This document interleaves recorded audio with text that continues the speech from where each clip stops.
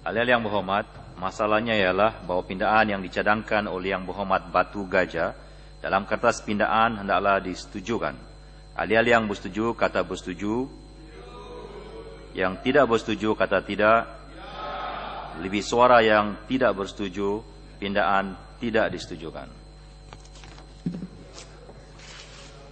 Pasal 22. Pasal 22 jadi sebahagian daripada rang undang-undang. Pasal 23 hingga 25. Pasal 23 hingga 25. Ya, sila Yang Berhormat.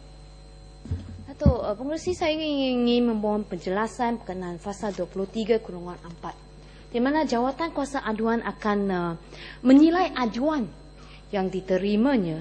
Jadi dalam pasal 23 section 23 section 4 ada menyatakan di mana jawatan aduan dalam penilaiannya dalam kurungan B akan menentukan sama ada aduan itu bersifat remeh, menyusahkan atau tidak dibuat dengan suci hati. Apa yang dimaksudkan sebagai remeh?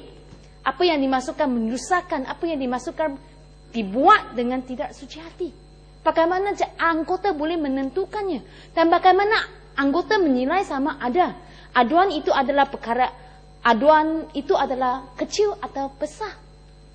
Pada pendapat saya, sepatutnya setiap aduan yang diterima oleh Suruhanjaya atau jawatan kuasa aduan patut diberi kepentingan yang dipandang beratnya, dan bukan sekadar kata ini berkaitan dengan seorang dua pegawai penguasaan, ia satu aduan yang kecil, dan selepas itu mengusulkan kepada Suruhanjaya untuk merujuk kepada pihak tata tertib, pihak penguasa tata tertib. Jadi mungkin pihak kerajaan boleh menjelaskan apa yang dimaksudkan kalau kita tengok section 23 section 4D. Salah laku yang diadukan telah berlaku terlalu lama dahulu untuk mewajarkan suatu penyiasatan dijalankan. Apa yang dimaksudkan terlalu lama ini? Apatah temponya yang dikata terlalu lama?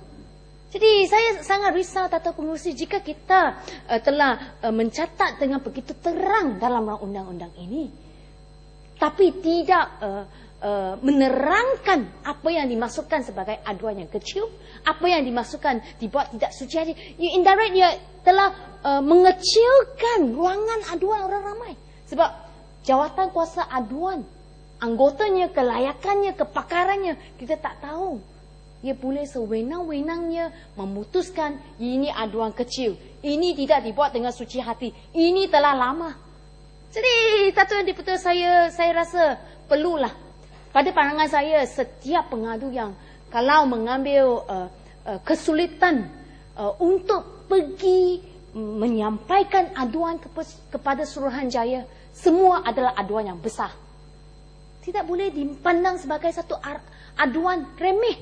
Dan we are talking about, Datuk Pengerusi, satu Suruhanjaya di mana Pesuruhjaya adalah dilantik oleh Yang di-Pertuan Agong. Mereka telah pergi ke pihak agensi tata tertib, tapi sudah gagal. Tiada pilihan, sebab tu datang ke Suruhanjaya. Jadi semua aduan patut dipandang sebagai aduan yang besar, major complaint. Tapi dalam sini catatan kata boleh menilai ini aduan kecil. Jadi saya risaulah, sebab lepas tu section 22 membenarkan di mana jawatan kuasa mencadangkan, di mana Suruhanjaya boleh terus merujuk balik kepada pihak penguasa tata tertib tersebut. You're making one round balik. Jadi saya pohonlah penjelasan berkenaan apa yang dimaksud remeh. Apa yang kata menyusahkan siapa? Apa yang dikata aduan kecil? Apa yang dimaksudkan terlalu lama?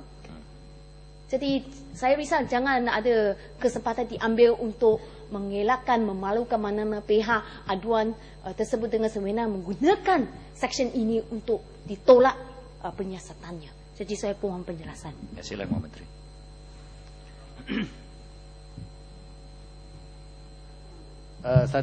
Kalau kita sebagai seorang peguam, Yang Berhormat Batu Gajah pun peguam, dalam penghujahan di mahkamah,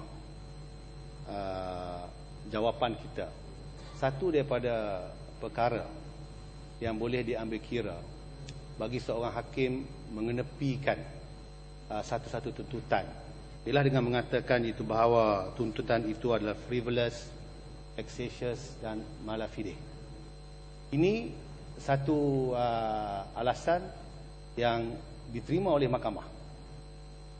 Jadi soalnya, apakah yang dianggap sebagai frivolous, vexatious, mala fide, iaitu tanpa niat suci dan benda yang remeh. Itu kita serahlah kepada pegawai-pegawai jawatankuasa aduan untuk menentukan. Dan mereka tahu memang ada setengah-setengah perkara itu yang dibuat aduannya memang sengaja diada-adakan. Dia boleh tahu. Dia seorang manusia. Dia akan tahu sama ada benda tu vexatious ke, frivolous ke, dia akan tahu. Jadi ini kita kena serah. Kita bukan ada satu mesin. Apabila aduan datang, kita masuk dalam mesin tu, dan mesin tu akan menentukan.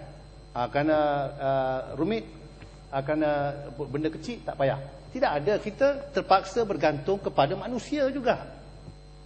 Jadi sebab itu dalam soal ini, saya percaya seorang yang mempunyai pemikiran yang normal, dia akan tahu sama ada aduan itu dibuat secara dianggap sebagai perkara remeh ataupun tidak. Sebagai contoh, kalau kita nak buat satu aduan, bagi saya lah, kalau surat itu tidak ditandatangani, sudah jelas menunjukkan ini merupakan satu perkara yang tidak kita boleh ambil berat. Sebab bagaimana kita nak mengesahkan tentang perkara itu berlaku kalau kita tidak dapat mengetahui siapakah yang membuat aduan, di mana alamat dia. Jadi ini kita akan tahu. Kita kena yakin dan percaya itu bahawa pegawai-pegawai yang dilantik ini, janganlah daripada mula lagi kita menganggap mereka tidak berkemampuan untuk nak membuat satu keputusan sama ada perkara itu remeh ataupun tanpa niat suci ataupun tidak. Jadi itu penjelasan yang boleh saya beri. Pasal-pasal 23 hingga 25 jadi sebahagian daripada rang undang-undang.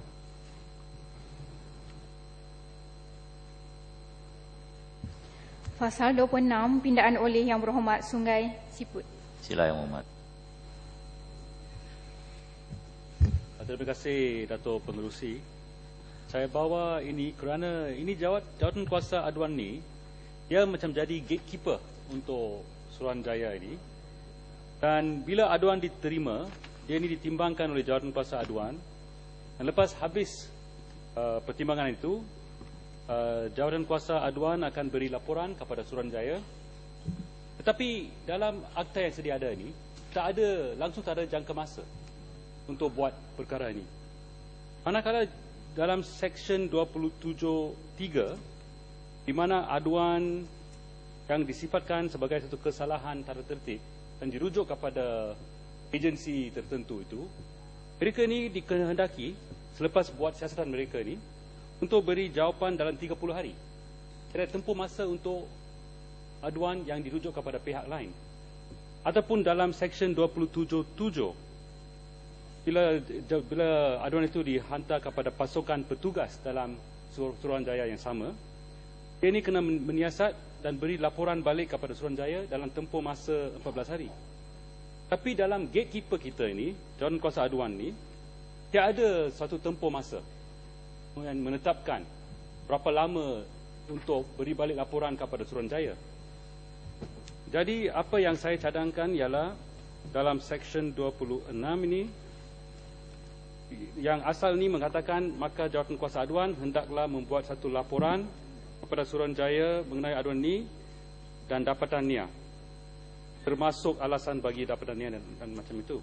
Saya cadangkan selepas Suruhanjaya mengenai aduan ini dan dapatannya, dimasukkan perkataan dalam jangka masa 6 minggu selepas aduan tersebut didaftarkan dengan Suruhanjaya Integrasi Agensi Penguatkuasaan.